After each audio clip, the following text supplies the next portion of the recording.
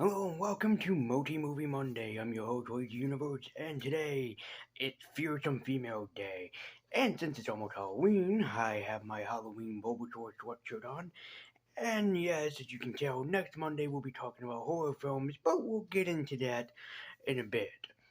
But today it's Fearsome Female Day, and as I said last time, two of these are going to be horror movies, but the majority of this is just going to be, well, also another movie too. So just a warning for you all, this movie has to deal with a lot of child abuse and abuse in general. So if you're not comfortable with this, please do yourself a favor, skip this video, come back and watch it another time, blah blah blah. Because this has a lot to do with abuse and whatnot. And the funny thing is, it's rated PG. So yeah, we do have a triple feature to go through today, and there's a lot to talk about and a lot to cover. So let's talk about our first feature today with Faye Dunaway in Mommie Dearest. Mommie Dearest tells the story that Christina Crawford wrote about her mother, Joan Crawford. Joan Crawford in this is played by famous actor and one of my favorite actresses, Faye Dunaway. Dunaway gave the best performance of her life, in my opinion, with this movie, playing Joan Crawford, a well-known actress in a realm that seems to be losing her popularity.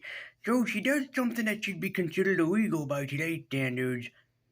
At a Christmas party with nuns, yeah, I'm serious, she decides that she wants to adopt kids.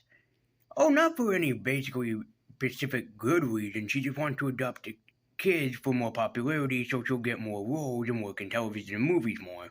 Leading us into her adoption of the first daughter, or first child that she adopts, Christina Crawford. And things go wrong very quickly with Mommie Dearest. At first, it's a good family film showing us how her relationship with Christina goes for her, but it suddenly takes a dark turn. Take this scene, for example, where Christina is just swimming around in the pool, swimming from lap to lap, and trying to perfect her dive. Joan doesn't make it any more better on the girl, telling her never to quit and to keep getting better at her dive, and makes it worse when she challenges her to a race.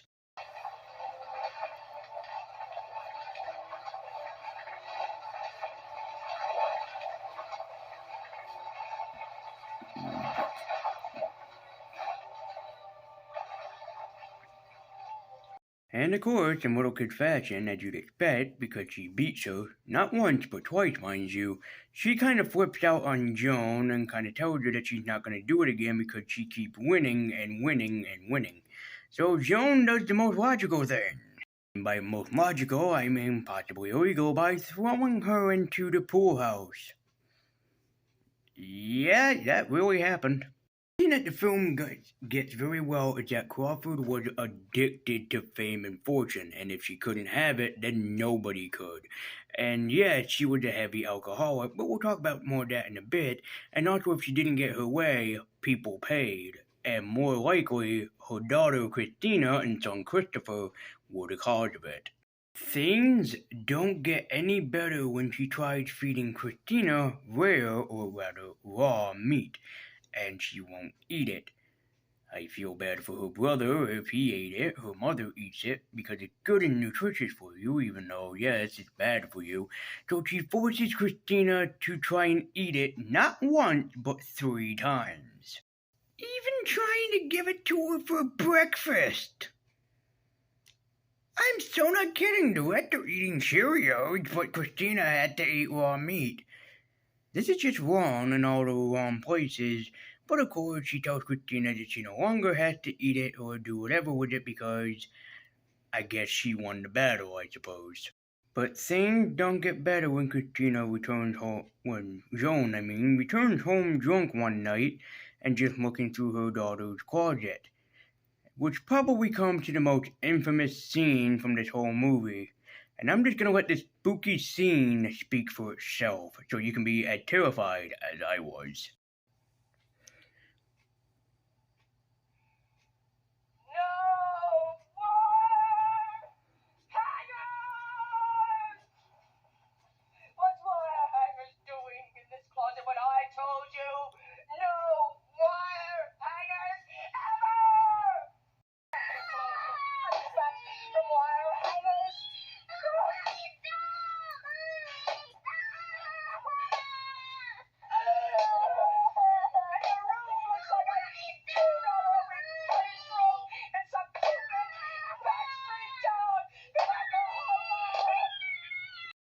Yeah, I did not make any of that up. I didn't edit any of the footage. She abused her daughter to no end as a child. Not Christopher, but merely Christina. But definitely Christopher was pretty well scarred by the event as you'd expect. But while growing up, Christina could not be handled with Joan any more longer. So Joan decides my daughter is no longer my problem and I'm gonna drop her off at a boarding school. Because why the fuck not, I suppose. So it's some years later, probably 10 or more, and Christina grows up into a young performer and basically wants to be sort of like her mother, following her footsteps. But then things take a wrong turn for her when she goes back home. While home from boarding school, she's forced by her mother to do chores for her around the house because her mother won't do it, especially since she spends her time mostly getting drunk. No, seriously, Joan Crawford was known for getting drunk on random occasions. This was nothing new for people at the time. She was known for getting drunk, passing out drunk, and even sometimes drinking on set. So, yeah, this was nothing new for nobody at the time. The thing don't bode well for Christina either, as she falls for a guy who wants to take her out horseback riding, and also they're gonna roll around in the hay if you catch my drift, and things go terribly, terribly wrong. 'Cause, you see that, yeah, they're getting it on, but they're soon caught by another actress whose name I forget here in their younger years, and she tells the school, which gets her in trouble with Joan. All Joan Crawford really thought about was herself, and herself. She never once gave in to the temptation of what her children must have went through. It was all me, me, me, me, me, me, me, me, me, me, me, me, me. But when Christina gets a stomach tumor, yes, seriously with this, she ends up replacing her on her TV show just so she could be under the spotlight again and back in fame and fortune. She steals from her daughter to get back fame and fortune. This woman is a monster. Mommie Dearest is a great film about something that really did happen to both Christina and Christopher Crawford, and it's a damn shame that it happened to them. But even when Joan Crawford passed away, which is not a spoiler, you find out that she was actually a bitch to both her children when they get the will read to them. As Joan finally gets the final word, as Christopher says. So if you're looking for a great film, I would check out Mommie Dearest. Well, probably not for most people. Mommie Dearest is still what I would consider a great film.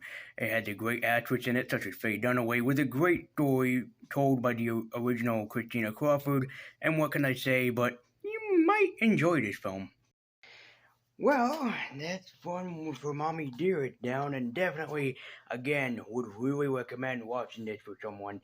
It's not really a horror film, but it so much fucking feels like it. So, which leads us into our first horror film of today, The Curse of La Llorona, or The Curse of the Weeping Woman, mind you. And this film, oh boy, is boring. Oh god, is this film fucking boring. Well, the story is that La Llorona was once a beautiful woman in Mexico.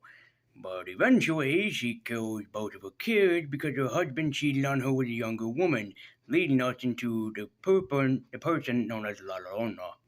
Our story begins with a caseworker named Anna. Anna is a CPS worker, or Child Protective Services worker, that's looking under two young boys when a mysterious event happened to them, especially their mother locking them in a closet for some weird reason. But soon, that same mysterious force that came after her, the young woman's boys and actually killed them, yet, sorry to say, her son ends up finding La Llorona for himself, and yes, the family ends up cursed behind this creature and had to find out how to get rid of her.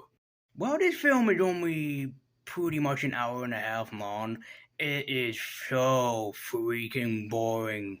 You cannot believe how many times I was so bored and yet wanted to be terrified. Except here's the thing, this film is not really that scary, at least not to me. I'll give the movie this though. La Llorona's design in the movie actually does look good when you do actually see her. And the story is kind of good, but it's not good if that makes any sense, because it copies from a lot of other films that done this before. Specifically, it copies off of of a poltergeist, paranormal activity, and pretty much The Grudge. Even to the point where she gets a Mexican priest to come over to bless the house and get rid of La Llorona. Yeah, that really does happen in this film.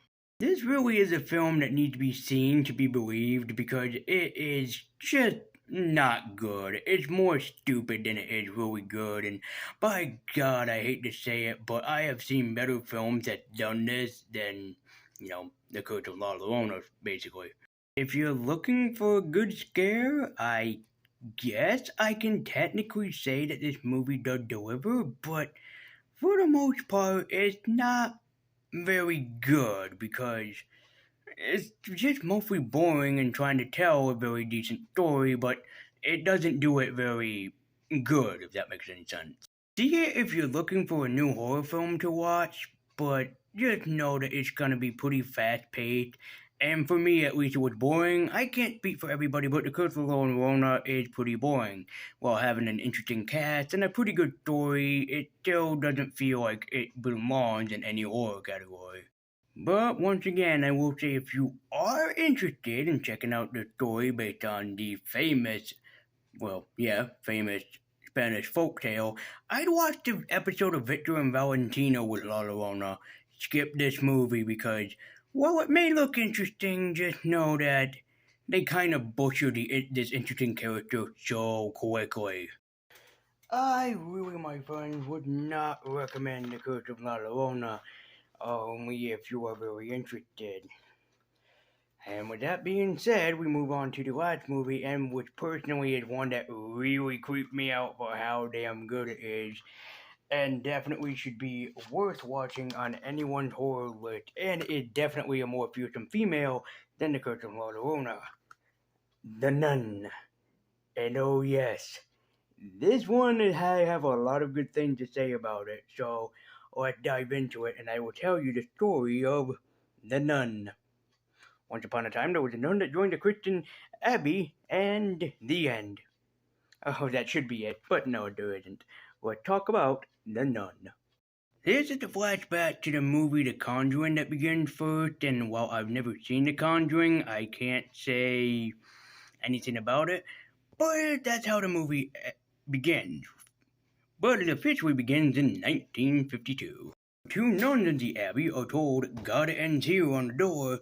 Walk into the haunted door of the abbey, with a mysterious force that beckons behind the door that everyone in the abbey is afraid of but must keep at bay for the rest of eternity.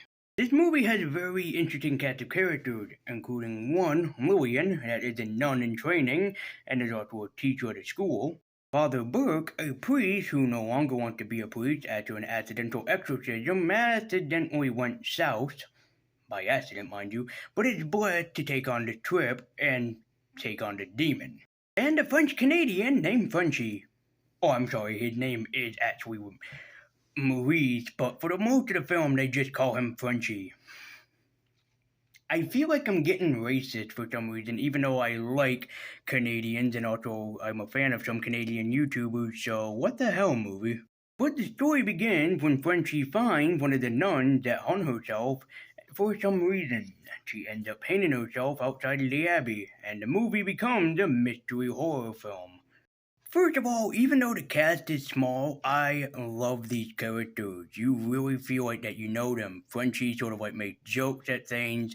Lillian is afraid of becoming a nun because she knows what that means in her life. And Father Burke is there because he's trying to redeem himself for the accident that happened during the exorcism of a young boy. Similar to The Shining, the Abbey is a character itself. While on the outside it looks very terrifying, it is definitely much more so on the inside. But we'll talk about that more in a bit. Again, the Abbey does feel like it's a really great character, full of twists and turns, dark corners, full of things that you wouldn't normally see in an Abbey, a place that's supposed to mean faith, hope, light. Certainly seems so dark, sinister, and mysterious, and definitely The Nun proves this. While not being jump scare in your face film like La Llorona, this film is definitely terrifying because it takes its time in creeping out the audience, leading you into more sinister scares as the nun has more of a psychological effect on the people that sees her more than, jumping out in your face like La Llorona. What's the secret behind the nun? I honestly don't know. They talk about something about the Knights of the Holy Crusade, something about a demon that was released to a portal. The Knights of the Holy Crusade sacrificed Jesus' blood to keep her contained here. I really don't know, to be truthful, but it makes it even more scarier that we don't know. But if you're looking for a really good horror film, and even if you haven't seen The Conjuring, check out The Nun. It is a definitely better horror film and really damn good in psychological horror. And I'm kind of a whore for psychological horror. I love it so much. It really does also feel like that this film also was trying to get a point across that the nun sees the wrong that these people have done and basically trying to turn it against them. For example, Lillian can see things like vision, so she's declared basically psychotic. The father, Burke, was a little boy who he could have saved, is tormented by him. And Frenchie, I don't know what Frenchie's tormented by, truthfully. But again, it doesn't get too jump scary. There's only like 3 to 4 jump scares in the entire movie. It does play on psychological even better and does it very damn well, including using an abbey as basically the best to their advantage, making it dark, sinister, and creepy as I said. This movie just begged to be seen in order to be heard. And also, one last thing to note, the nun kind of has a psychological effect, much like an H.P. Lovecraft character, sort of like Cthulhu. So when you see her, you have more of an effect over her just by looking at her rather than her going boo, black, roar at the camera all the time, which makes it even more sinister and all the more creepier too. Also, I do have to say this because it is well known. This film has a lot to do with like Christianity symbolism, and Catholic symbolism. So, if you're not comfortable into this, you might not be interested in The Nun. But still, try to give it a chance anyway because it is a damn good horror film, and I'd recommend it to anybody and everybody every day of my life. Nothing else I can really add or really say for this movie, but seriously, if you're interested in a different horror movie to check out this October, I highly, of highest regard, recommend The Nun. You will be creeped out, you will be scared, and you might be terrified of churches for a while. I'm just kidding with that last one, of course. You don't have to be afraid of nuns. They're very nice people and whatnot. So, let's end this off by giving you my 3 thoughts, or 3 final thoughts on these films. Starting with, of course, Mommie Dearest. This is not a horror film, but it could be viewed as such. The film does heavily focus on Joan Crawford, raising both Christopher and Christina Crawford in her lifestyle, and yeah, you can definitely see why Joan Crawford was a monster in this realm, especially not just towards Christopher and Christina, but a lot of other people too. This was a woman who would do anything and everything to get her way, and if I don't get it, everybody will pay. I repeat, everybody will pay. So I really would recommend checking out Mommie Dearest.